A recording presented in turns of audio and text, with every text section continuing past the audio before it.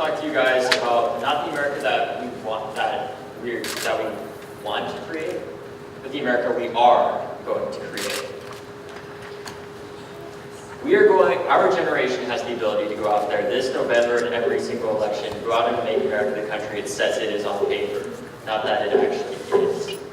We have the ability to go out and make a country where you don't feel the need to arm yourself because you're afraid that somebody's going to attack you when you're walking home late at night. We're going to create a country where we don't have to fear constantly whether or not we're going to be kidnapped when we're walking home on a college campus, for example. Or women are constantly living in fear because they're constantly catcalled. We're going to create an America where people no longer feel the need to defend themselves because we're actually able to fix the roots of that evil and that violence. And not by addressing it with more violence and arming more people, but by addressing it as what it is, a public health crisis, and one that needs to be treated that way. Because incarcerating people does not end violence, in case the past 400 years haven't told you that. What does end violence is education and disarming hate. You know, the root of hate, when we're going out there and we're talking to counter-protesters that are shouting our names and saying that we're gun-grabbing commies, first off, we're not. And second off, the things that we advocate for are public safety. Gun violence is a public health issue. In the same way that people that advocated for car safety were not anti-car or pro-car, we are not anti-gun or pro-gun. What we are anti-people dying. We are anti-people living in fear. We are anti-people living in their communities constantly, worrying about whether or not they're going to make it out of their school or to school the day that they're going there. Because we acknowledge the fact that as students that live through a mass shooting, we are not what a majority of gun violence in America looks like. We are what a minority of gun violence in America looks like. But with that and with that ability and the movement that we've created, we understand and share the responsibility of that. Being a cisgender white male, I don't know what it's like to be a majority of Americans that are affected by gun violence, which is primarily young men of color. But what I can do is be an ally with them. I can tell their stories from the road to change when we went out, when we marched throughout the different parts of Chicago. When we started our march in the unbelievably hot weather at 10 p.m. at night on the south side with our friends from St. Sabina's Church and Father Flager. When we marched several miles throughout that community, working together as one community to end that violence, with the understanding that policing does not end violence. Addressing the violence and educating other people on how to serve their community and work together to make their community the best place it can be is how we end violence. And as we are out there, as we're going along, the important thing to remember is, again, this is not a polarizing issue. This is, majority of Americans agree with almost all the points that we advocate for, which are things like universal background checks, extreme risk protection orders, and laws that disarm domestic abusers and people that are risking themselves and others. The people that we're advocating for and that we're fighting for are the people that you don't see on the stage right now. The people that we're advocating and fighting for are the over 10 million undocumented people that live in this country and are disproportionately affected by gun violence and feel so afraid that they're going to be deported that it goes unreported. Because when my friend Alex King on the west side of Chicago talks about his friends that are undocumented, and the fact that if they get shot, they're afraid to go to the hospital, because what's happened in Chicago is that when you go to the hospital and it's found that you're undocumented, within several days of you coming back home after being rehabilitated, ICE will show up in unmarked cars and plain clothing and deport you and your family. And that is not how you create trust with the government and between the community.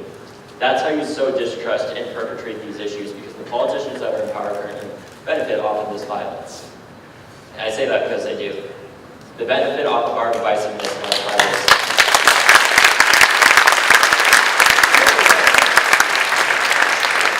The only way that a movement ever happens is when we can turn our tribalism that we have for each other against the thing that actually matters, and that's the root of the problem, the source of that evil, and fight against it to end it. Because gun violence in America is an issue that we cannot, have not, and will not accept anymore. We will stand up and we will fight for this justice, because we will get it.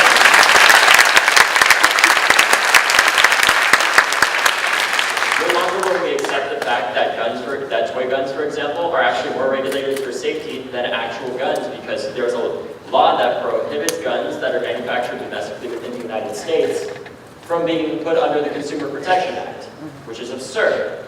Because if the NRA did stand for gun safety, you would think they would advocate for putting guns under the Consumer Protection Act, yet they actively advocate against it. If the NRA stood for gun safety, you would expect them to fully support universal background checks, but they don't. If the NRA stood for safety, you would expect them to be in full support of disarming domestic abusers and the people like the shooter at our school, who, by the way, were a law-abiding gun owner. So when we're talking about law-abiding gun owners, we have to address that the majority of these mass shootings and a majority of guns that are used in crimes are lawfully obtained because of a poor enforcement system through ATF and a lack of laws, period, that aren't properly enforced and are purposely made that way, with ATF being heavily underfunded and not having strict enough sentencing for people that are selling guns and enabling these criminals. So, for example, when my friends in Chicago are talking about how they have some strict gun laws, not nearly as tight as they could be, but they have some. What they mention is how you can drive 7 miles away into Indiana and easily go out and buy several guns and sell them for triple the amount of money on the south or west side of Chicago easily. One simple policy that could prevent that is a 1 gun per month policy at a federal level, except for bona fide gun collectors. That would cut down on a massive amount of interstate gun trafficking. But the problem with that is that it makes too much sense. The problem with that is that it saves lives and it actually does something about this problem. The problem with that is that that would take our current politicians out of power. They wouldn't be able to say that you need a gun to defend yourself from bad guys that don't exist. Because when they say the only thing that you can do to defend yourself from a bad guy with a gun is a good guy with a gun, they're not trying to protect you. They're trying to protect themselves and sell you 2 damn guns. Right.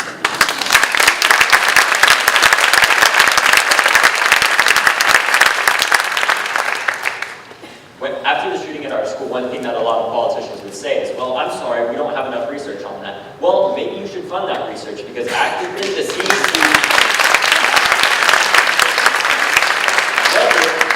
What if we went out there and decided we're not going to wait for another mass shooting that kills even more students in our schools to decide to actually fund gun violence research, and we're going to stand up now to end this before anybody else has to die? Because every year in America, so many people die, it's unbelievable. We have to stand up against this injustice and fight for it, because our politicians, quite frankly, do not care about us dying in schools. They don't care about us dying in our communities, and they don't care about anyone dying when their campaigns are funded with millions of dollars from gun manufacturers.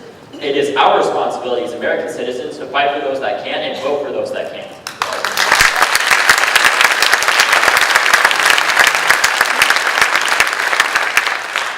It's also our responsibility as citizens of this country and as human beings to recognize the fact that there is racial biasness that is reflected from our society in the media.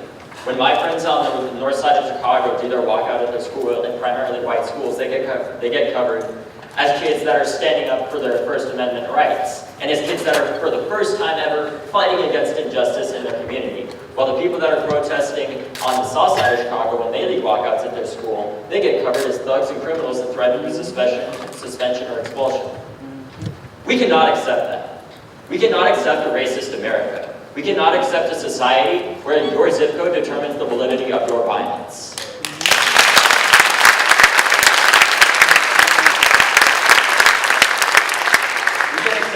A society where your sexual orientation or the number of figures in your bank account determine the validity of your violence.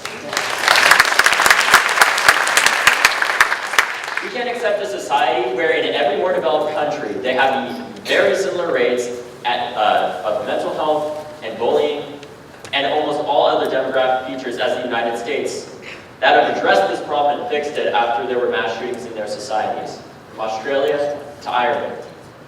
And in every one of those instances, guess what?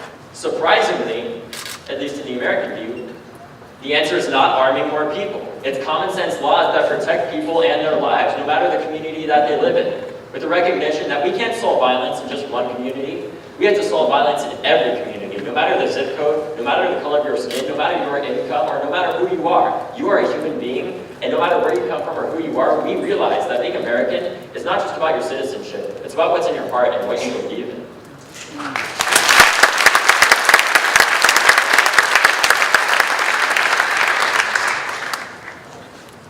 When we talk about mental health after mass shooting, we have to recognize that what we're really talking about, at least in the mass media, is mental health, not for all communities, but for the white community. And that's not acceptable. Because when people of color are disproportionately affected by gun violence, when one of my friends in East Oakland in California that I met on the road to change went on for 30 minutes to explain all the gun violence she's experienced in the past 5 years, where she's lost 20 friends to gun violence and has been homeless for the past year, and we don't know her story. We have a responsibility to make her story heard with our vote. We have a story to make her voice heard with our vote and make her politicians care about her as a young person that's living in this country, and show and prove to politicians that you can't just solve gun violence in one community and expect that to be enough. It will never be enough until you solve gun violence in every community, because every community is voting and going out there and fighting for the lives of not just all Americans, but people as human beings that are living in this country. From the refugees that cross the border and are undocumented because of ridiculous quota policies that are preventing people that are fleeing violence in their own country from coming into the United States, that now fear a government that's going to throw them and their family back into an incredibly dangerous situation, to the trans women that are living in the South right now that are disproportionately affected by gun violence and hate crimes that get misgendered by police, the local media, and their families, because our society refuses to respect the fact that there are people with different sexual orientations that are affected disproportionately by gun violence in this country. We have that responsibility to carry to the ballot box, to go and show our politicians that no, we aren't just voting to protect ourselves, we're voting to protect our friends and family and people that we don't even have, that we haven't met and never will, because they've died from gun violence.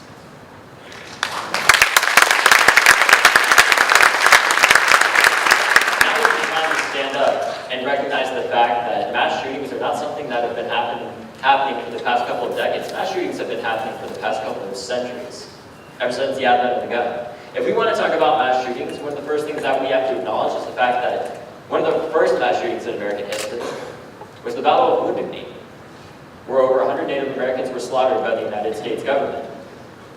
We also have to acknowledge the fact that disproportionately Native American communities are underrepresented in our government. And we have to also acknowledge the fact of how wrong it is that we call people illegal on stolen land.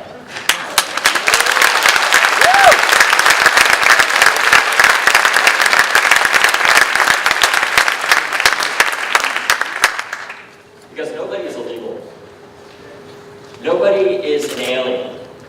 Everybody is a human being with love and compassion for everybody around them, no matter where they come from. That's the America that I know. That's the America that I want to create. And that's the America we can create when we go out and vote. But we are never going to be able to do that unless we mobilize and actively fight against the politicians that are anti-democracy, that are anti-planet because they don't believe in climate change and take thousands of dollars from fossil fuel people. We have to vote.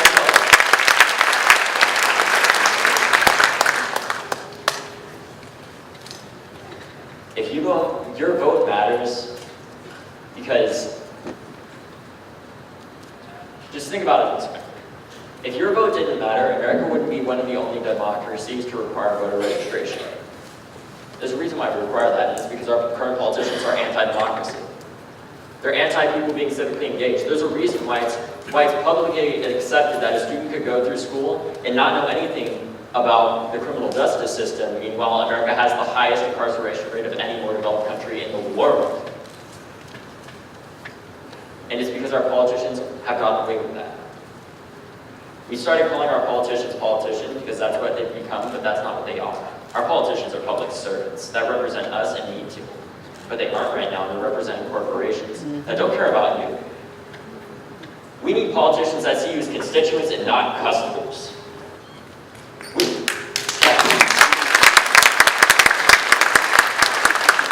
need politicians that recognize that gun safety is not a partisan issue. Kids dying in school and in their communities, no matter whether the bullets are coming from inside their school or outside, is not an acceptable issue.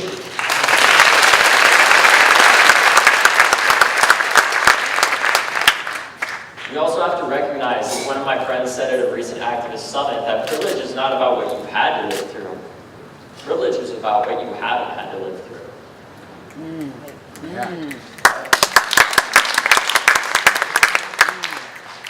Every single one of these topics, you can mobilize in your community. No matter who you are, no matter where you come from, how much money you have, if you have a voice, if you have a vote, If you have friends, you have power. On February 14th, after mass shooting in our school, Jackie and I and our friends didn't gain all this power all of a sudden. We recognized that we've always had this power. That we've always had this power to go out and create change and end violence and stand up to injustice and corruption in a country that has accepted it. Except the only difference is we stopped waiting for somebody else to do it. And we stood up and did it ourselves. And you can do that too, no matter the issue you face. The largest enemy to the American public currently and always is your own futility. Because no politician, no single president, no single congressman, no single senator, or any elected official is going out there and going to save you. The only person to save you is you with your vote.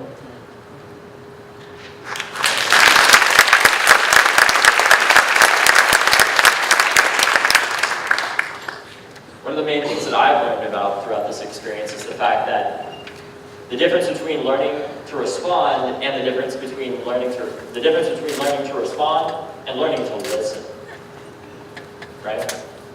Or listening to learn, rather.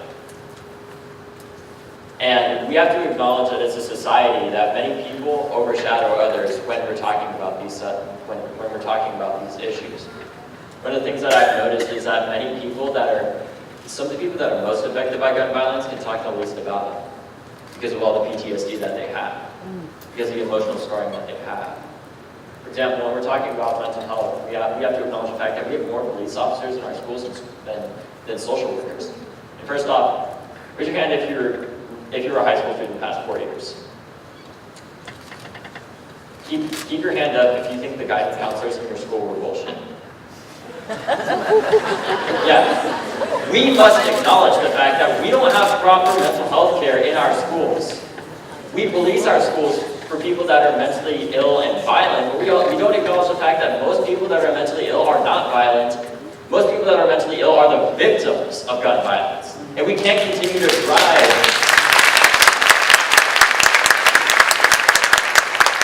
And similarly, we are the victims of our own complacency and our own futility. The belief that we can't go out and make this change, that we can't stand up to violence and injustice and create the America that we want to see, not the America that we see on the news every day. We have the ability to go out and do that, not just in this election, but in every election that follows and every day. No matter whether it's November 6th or February 14th, you have the ability to go out and stand up against violence and injustice in your community, no matter where you are or where you come from, no matter how much money you have or who you are, because you have a voice. And having that voice is so powerful because you can be the voice of the voiceless. Because right now we're talking about gun violence. And that means that we've acknowledged the problem and that it will be solved. What terrifies me most is the issues that we're not talking about right now. Because we've accepted them as a society as issues that have nothing done about them. But that's where your power lies as an individual. Each one of you has a different collective experience throughout your lifetime that's different than everybody else's. But each one of you have the ability to go out and stand up to the things that stood in your way, to the people that said you can't, and show them that you can. That you can go out and make this change. Because the people that say you can't are the people that were told you can't, by the people before them, and before that, and before that, and before that. That has gone on for thousands of years. You can be the person to break that generational trauma and that generational ideal of futility that you can't just go out and make this change. But the only way that you're ever going to be able to do that is by standing up and being the first person to do that in your community. It's up to you to make that change. It's up to you to stand up and say, no, I am an American, I'm a patriot. I am a person that is not going to accept violence and injustice in my community, whether it be discrimination or violence. Any issue, from clean water to climate change, to immigration, to gun violence. And the thousands of others that I haven't even mentioned because we haven't even acknowledged them as problems. As a society, we have to collectively recognize the fact that when politicians say that one of the most ironic things that I've noticed is the fact of how good politicians are at brainwashing us.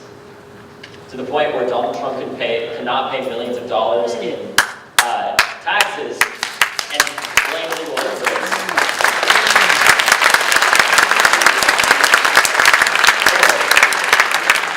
Or Jared Kushner cannot pay any federal income tax on $434 million and blame illegal immigrants for not not paying that, when in reality, undocumented people in this country represent over 11 million people that are active workers in our workforce, that are going out and fighting for the American dream, for what they believe in, to make this country a good place and make this a place that they want to live in because they know it is the best place on the planet. We can't allow our politicians to continue to drain us. We have to vote. There is a reason why we don't learn about the Student Nonviolent Coordinating Committee that John Lewis had in our U.S. history classes.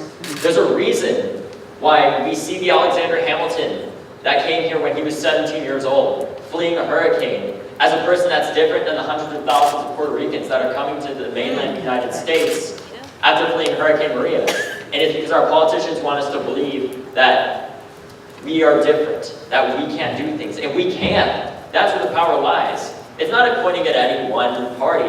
It's at pointing at the issues at hand, and the fact that as Americans we've collectively decided that it's easier to fight each other than the issues that we actually face as a society. And it's time to end that.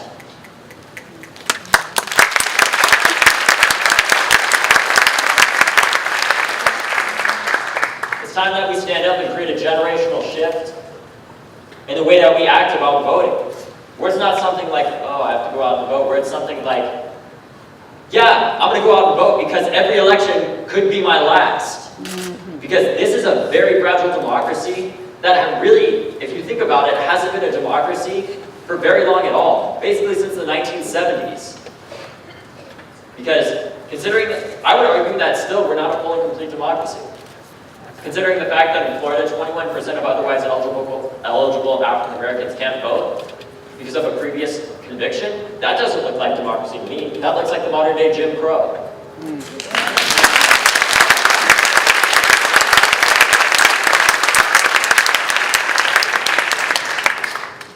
When we have mass incarceration that's higher than any developed country in the world, and our issues that we incarcerate these people for are still there, maybe we should start to recognize that the way to treat drug addiction, the way to end gun violence, is prevention and treatment as a disease, because that's what it is.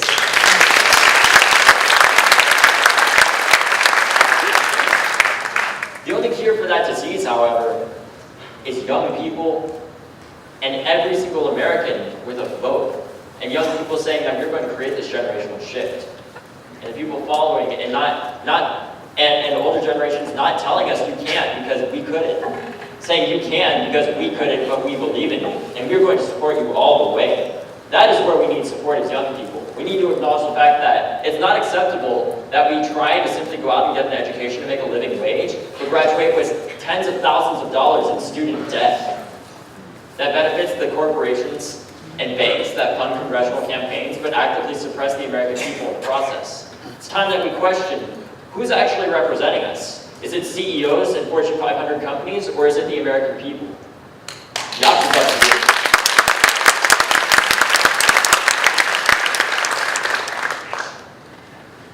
It's time that we just simply recognize that we can. Say it to yourself right now, I can. That is the most powerful word. That is the most powerful phrase you can ever say. Because the second you believe that, the second you can create that change. And that's what we set out February 14th, and that's what I say every day, because I know that we can. The oldest member of March for Our Lives is 21 years old, and he just turned 21. The youngest member is 14. And anybody that's older than that works for us. Period.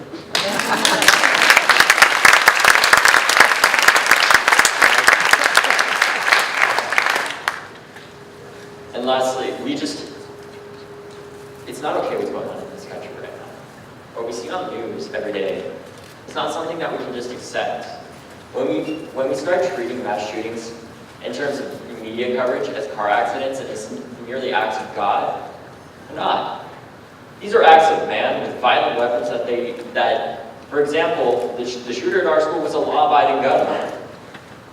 When we talk about the use of self-defense for gun use as an excuse in over 2/3 of American homes to have a gun, the stories that we don't hear are the stories that are actually the most common, and it's not about self-defense. It's about people accidentally shooting their children believing that they're intruders. One of those stories is a story of a 7-year-old girl in Dallas, Texas, a couple of years ago, that was simply hiding in her closet, waiting to surprise her father after he came home from a late shift at work. As she was hiding in the closet and her father came home, it was dark inside the house, and she jumped out and surprised him, and he shot and killed her on the spot. She died in his arms. The last words she said to her father, with tears in her eyes, was, "Daddy, I love you." There are thousands of stories like that happen every single decade. Those are the stories that we don't hear. Because we accept it as a society that that's the cost of gun ownership, and it doesn't have to be. The cost of gun ownership shouldn't be hundreds of thousands of Americans having different variants of PTSD and anxiety disorders because of gunshots that they faced in their community. That's not the cost of gun violence. That's the cost of us and our own belief that we can't change things, that we can't make things better.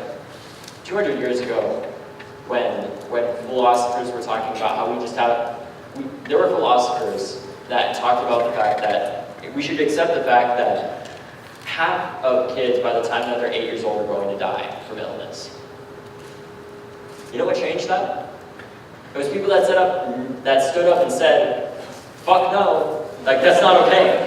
And that's how we go out and create this change. Go out there and create that for yourself. Go out there and recognize that the issues you face are issues that you can't fix. Our politicians are held hostage by the NRA, but America doesn't have to be. We don't have to be held hostage by Fortune 500 companies that see us as customers and don't care about the quality of our life, just care about the money that we give them. We have the ability to go out there and not elect Democrats or Republicans, but people that are morally just leaders that represent us and our interests and actually care about us to create a representative democracy. Because right now in Congress, considering the fact that Congress is mostly white and male, that doesn't really look representative to me. But we have the chance to go out and make that. This year, more women than ever in American history are running for Congress.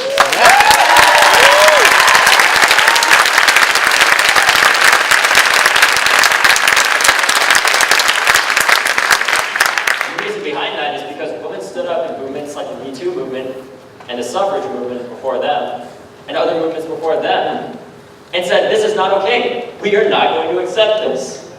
Because in every single movement, people like my amazing friend Jackie Ford and other women lead it.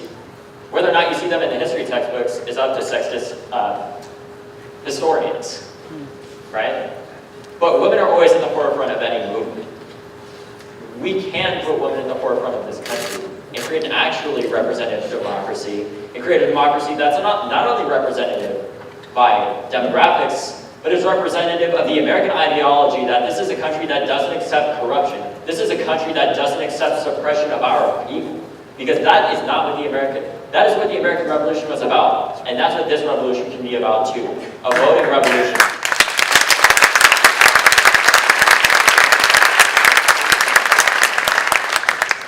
So simply ask yourself, what issue do I face in my community? And what can I do to solve it? Because if you don't solve it, nobody else will right now in this generation, and it's going to be somebody else's job, like our generation is taking on gun violence right now, but in the future with another generation. You have the ability to go out and change the world yourself. There are only two things that stand in the way. Your own futility and the belief that you can't do it, and the people that say that you can't because they couldn't.